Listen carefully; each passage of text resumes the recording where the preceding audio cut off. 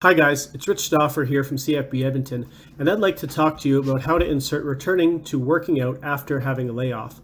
So this video is done with the assumption that you have a program that you like and it is helping you achieve your goals, but for one reason or another, you've had to take some time off. Just a note here, if you don't have a program, making programs for you, yes you, is exactly what we do. So come and get one already. This program also assumes that you're relatively uninjured, maybe just a little slower, weaker, and fatter from a few weeks of not training. One thing we should do is review what training is. And basically in this context, training is physical fitness sessions done with a specific goal in mind. This would be in opposition to general exercise where the main goal is to stay in shape, aka keep the gut in check and not be so out of shape you can't do your job. So this is pretty general. Shelley did an excellent video on SMART training goals earlier this week, and I recommend you check it out. Basically, if you're training to get into shape, that is less specific. We might all say that is our general goal, but setting specific goals is a good way to ensure that we're doing the right thing. If we get there, we probably did a good job training, and if we didn't, we can find out why. So when we talk about this, it's good to keep our short-term and long-term goals in mind and be aware that any detraining that happens will affect them. Fortunately, I'm a perfect example. I've spent the past 3 weeks being very busy doing anything but training. Here you see week 1 of my program, which involved me training 5 to 6 times per week for 45 to 90-minute sessions.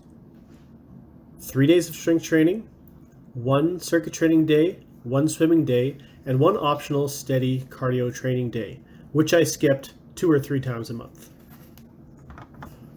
On top of this, I do 1 or 2 10 to 45-minute walks with my dogs and girlfriend, as well as some short stretching sessions.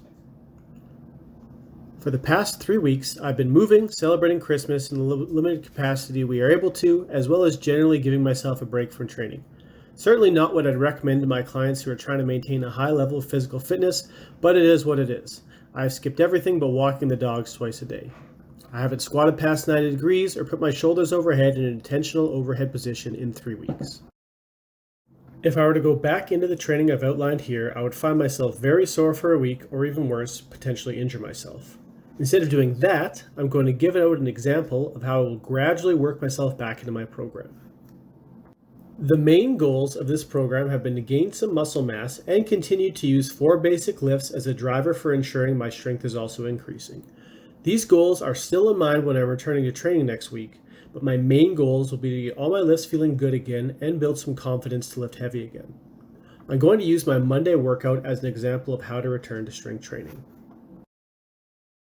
My warm-up usually involves some activation drills as well as some mobility, and I will likely keep this the same.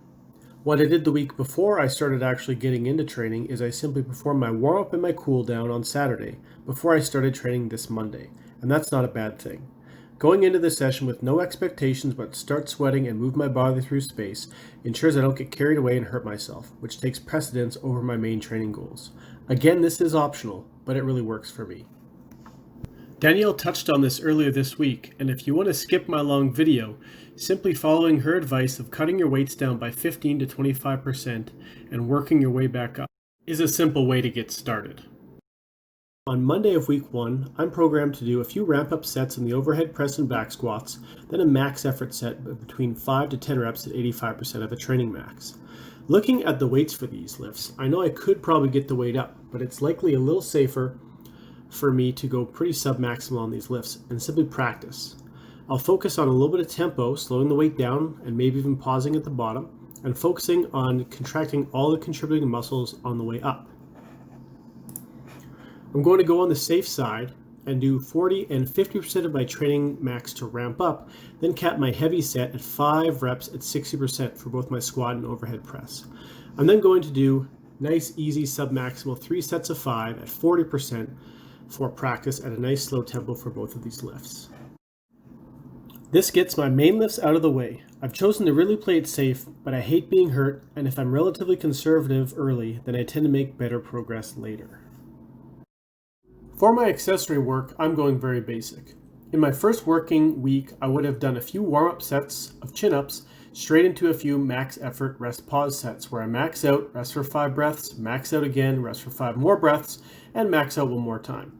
This is a great method for driving up your maximum chin-up numbers as well as building muscle, but chances are I'd be emotionally crushed by my inability to perform a good number of chin-ups, as well as my quality of movement would likely suffer.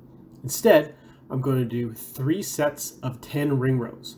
This is very conservative, so one could opt to instead do a few sets that are submaximal for chin-ups with plenty of rest between sets. For my direct bicep and shoulder work, I'm going to really be conservative and do 3 sets of 10 reps with very light weight, remembering to squeeze the target muscle at the top of each rep as well as controlling the tempo. My core work is the same idea: reduce the number of reps, or in this case the time, and focus on the form. I won't be coming close to form altering fatigue on these sets, so I'll ensure I'm accomplishing what I want to do with this, which is train my core to support my spine and not to overtax my back. That's my Monday training workout, and I've done the same thing to my other 2 lifting workouts as well. You could also give yourself another ramp-up week with loads between your week 1 and your prep week, like I've done here, depending on how long you've been off for.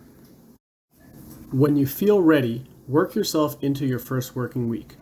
Remember, unless you've been off for several months, you're not starting over, you're just refamiliarizing yourself with the form of the lifts and making sure you have the mobility and confidence to properly do them. If you made it this far, thanks for watching, and be sure to check out our other content on social media.